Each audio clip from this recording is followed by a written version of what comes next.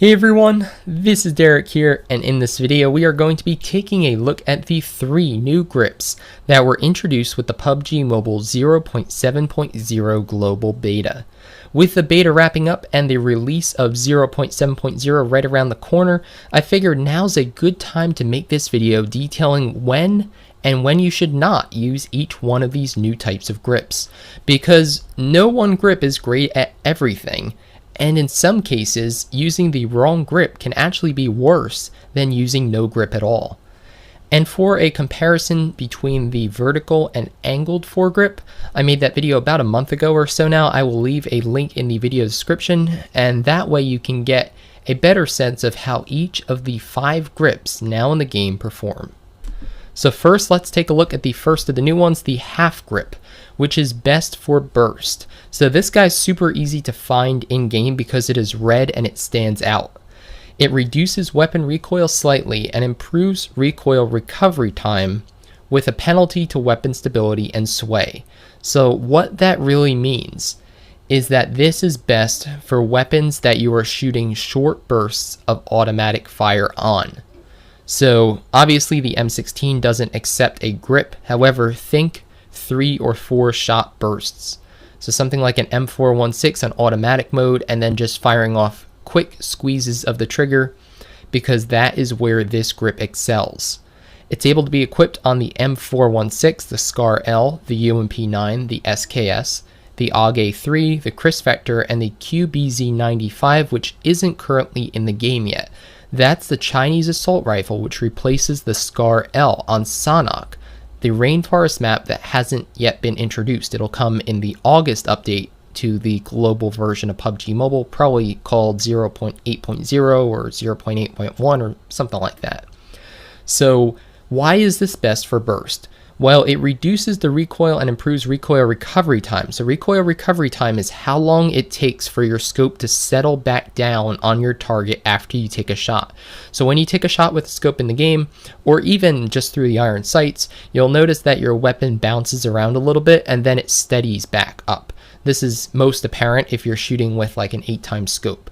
So you'll notice that it kind of just bounces randomly around and then it settles. Recoil recovery time, if that's improved, that occurs quicker and it settles back down faster. And then weapon recoil, well, that makes sense. That's just how much the weapon gets pulled either right, left, up, or down with a shot.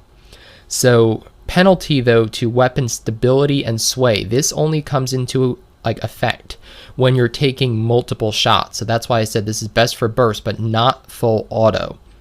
Now it's still better than no grip for full auto too, but like I said, short burst, that's where this excels. So something like the UMP9 or the M4, just shooting off those short bursts of 3, 4, 5 rounds.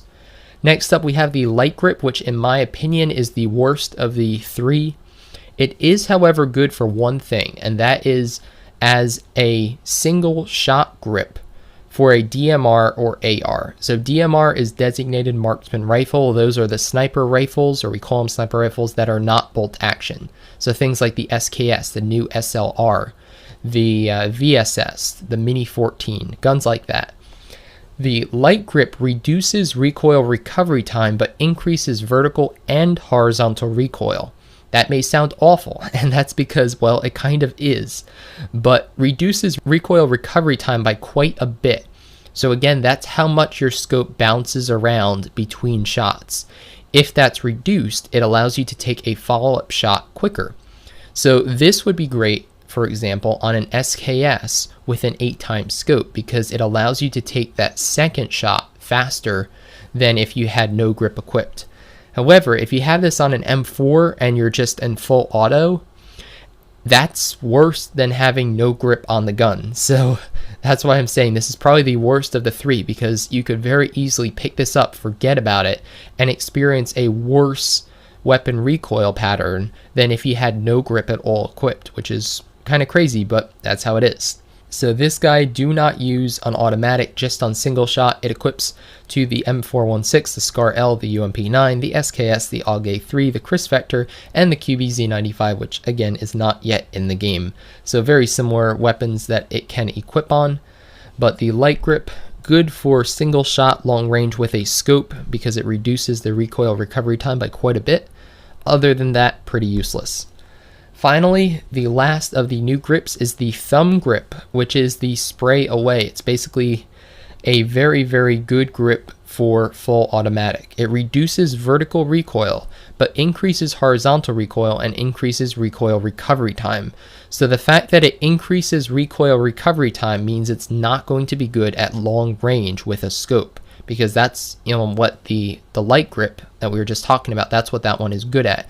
This one is kind of the opposite. It's best for full auto spraying of an AR or an SMG like the M416 in automatic mode when you're going into a house and you might have to engage someone super short range.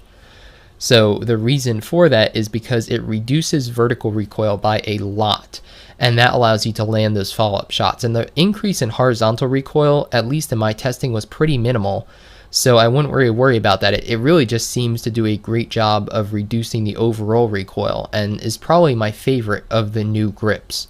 But like I said, even this one, not the best at everything. For something like long range shots with a scope, not a good grip to use. So finally, we're going to be taking a look at this graph. This was a comparison that was shot from a YouTube user by the name of Maestro. I think that's how you pronounce it, like the conductor. But this is the spray pattern for each grip. So what he did here is he just aimed at a wall and just shot with each grip the same weapon, and then made nice colorful lines showing what the recoil was. So this isn't a large enough sample to get like the best idea of what's happening here, but it's still good enough to talk about a little bit as far as grip comparison. So you can see the light grip, I said that's awful. So this was shot on full automatic, an entire magazine. You can see the light grip, look at that, look how far up it went, and that's because it's awful for automatic fire. So it did a good job of reducing, I guess, side to side, but that could just be random chance. And it had the worst vertical recoil by far. You can see that the thumb grip, the last one we were talking about, great for automatic fire, and that's why, because look at it, the vertical recoil is about half that of the light grip, and that allows you to land those follow-up shots and compensate for that automatic fire recoil a lot better. Then you have the half grip, which is the first one we talked about, and I said that one's best for short bursts. That's where it excels. You can see it's kind of in the middle of the light grip and the thumb grip. And then you have the vertical, which is a good grip, of course, for longer range. I prefer the vertical over the angled in most cases. The angled's supposed to be a little bit better for spraying full automatic, but I usually just stick with the vertical and call it a day. So there you have it. I'm curious now, what are your thoughts on these grips? Do you have a different conclusion? Do you have a favorite one? Do you think that 5 grips is too many? It's kind of confusing, honestly, when you have this many items on the ground and you're like, oh, there's a half grip, there's a thumb grip, there's a choke, there's so much to keep track of now with what is good with what weapon, what attachment's good with what weapon in what situation, that do we really need this many? I don't know. So either way, hopefully this video helped you out and you now know a little bit more about the 3 new types of grips that are coming in the PUBG Mobile 0.7.0 global update very shortly, if it's not out already by the time you watch this.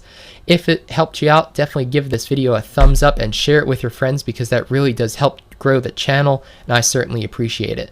And if you haven't subscribed already, definitely consider doing that now too, for tons more PUBG Mobile content, including gameplay, tips and tricks, loot location highlights, and a whole lot more. My name's Derek G, and I hope to see you on the battlefield soon, or in my Discord, which I'll also leave a link to down below.